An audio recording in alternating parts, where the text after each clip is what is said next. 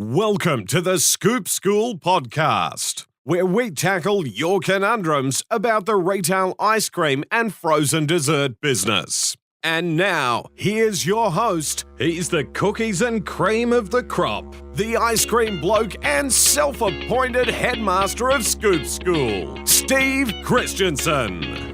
G'day ice cream lovers, again my name is Steve Christensen. Nice to have you here for this first of 3 videos that we're going to be talking about the cardinal sins of scooping.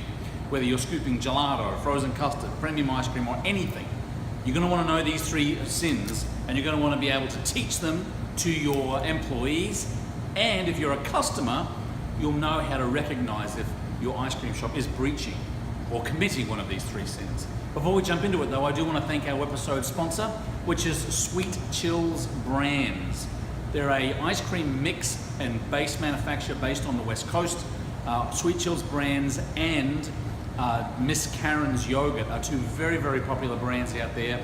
If you are middle of the country, West Coast, you really do need to go and have a look at their website. They do everything from frozen yogurt, gelato, frozen custard, and premium stuff. SweetChillBrands.com. We thank you for your episode sponsorship. Now, we're going to be talking about 3 cardinal sins of scooping, the first of which is do not let water drop into the container where your ice cream is in or being stored. So every ice cream shop, or most ice cream shops around the country, have to keep their scoops, their spades, in a refreshable water source. Most of your health departments require that this scoop needs to be in a refreshable water source. Now, the beauty of that is that it keeps the scoop nice and fresh, it keeps it warmer so you don't get ice cream sticking to the bowl. But the downside is every drop of water that drops off this scoop, and again, whether you're using a disher type scoop or whether you're using a Zeril or a premium scoop, every drop of water that drops off this scoop and drops into your pan or your bucket will create an ice chunk.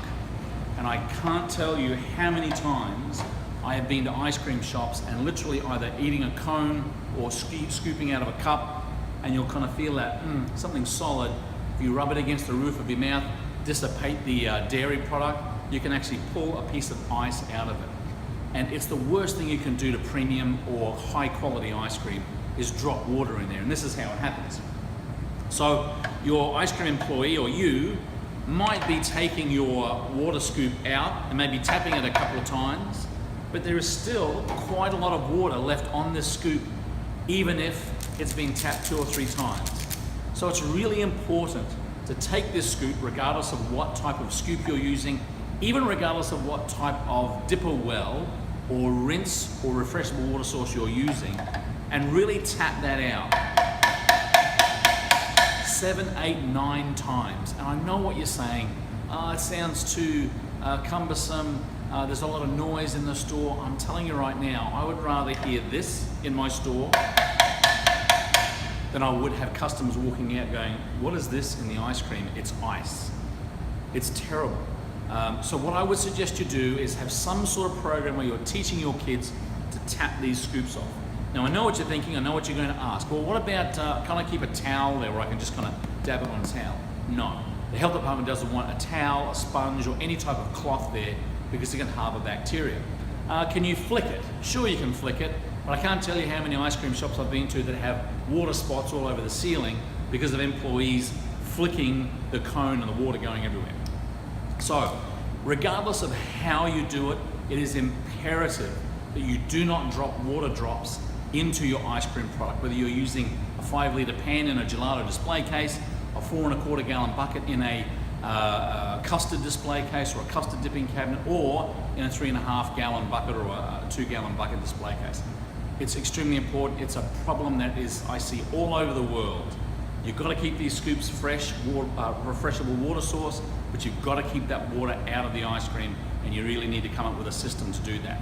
My simple system, tap that off 4, 5, 6, 7, 8 times if you need to. Get that water out, scoop away, and you'll have a high quality product. That is the first cardinal sin of scooping. Do not have water drop into the container. For the next 2 cardinal sins of scooping, you're gonna have to watch tomorrow and the next day. That's it for this episode. Thank you to Sweet Chill Brands for their episode sponsorship. And if you have any conundrums or any questions about the ice cream business, please drop us a line, steve@scoopschool.com. Keep on scooping, folks. We'll see you in the next video.